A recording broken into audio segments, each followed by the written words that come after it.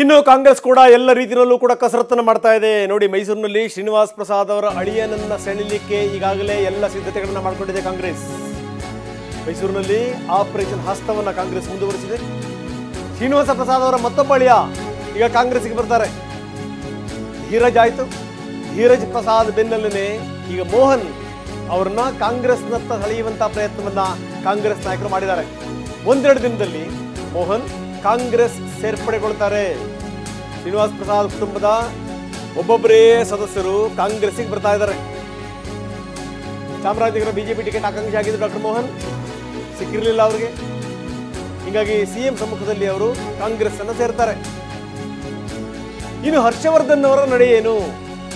ಹರ್ಷವರ್ಧನ್ ಹಿಂದೆ MLA ಆಗಿದ್ರು, ನಂಜನಗೂಡಿನ MLA ಆಗಿದ್ರು, ಈಗ ಮಾಜಿ ಶಾಸಕರು. ಹರ್ಷವರ್ಧನ್ ಯಾವ ಒಂದು ನಿರ್ಧಾರಕ್ಕೆ ಬರ್ತಾರೆ? ಸೊ ಇದು ಸಂಗತಿ. ಹರ್ಷವರ್ಧನ್ ಕೂಡ ಶ್ರೀನಿವಾಸ್ ಪ್ರಸಾದ್ ಅವರ ಅಳಿಯ. ಹರ್ಷವರ್ಧನ್ ಯಾವ ನಿರ್ಧಾರಕ್ಕೆ ಬರ್ತಾರೆ ನೋಡಬೇಕು. ಅಂತೂ ಒಬ್ಬೊಬ್ಬರನ್ನೇ ಸೆಳಿತಾ ಇದ್ದಾರೆ. ಈ ಚುನಾವಣೆ ಸಂದರ್ಭದಲ್ಲಿ ಇದೆಲ್ಲವೂ ಕೂಡ ಅತ್ಯಂತ ಸಹಜ. ತಮ್ಮ ಶಕ್ತಿಯ ಪ್ರದರ್ಶನ ಏನು ಅದನ್ನು ಈ ಮುಖಾಂತರ ತೋರಿಸಬೇಕು.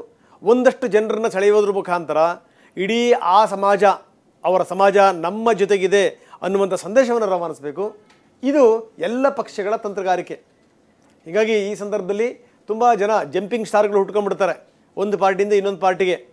ಚುನಾವಣೆ ಸಂದರ್ಭದಲ್ಲಿ ಬಹಳ ಜೋರಿದು. ಸೊ ಅದೇ ಈಗ ನಡೀತಿರುವಂಥದ್ದು.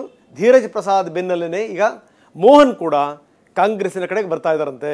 ಇನ್ನು ಹರ್ಷವರ್ಧನ್ ಅವರ ನಿರ್ಧಾರ ಏನು ಅದನ್ನು ನೋಡಬೇಕು.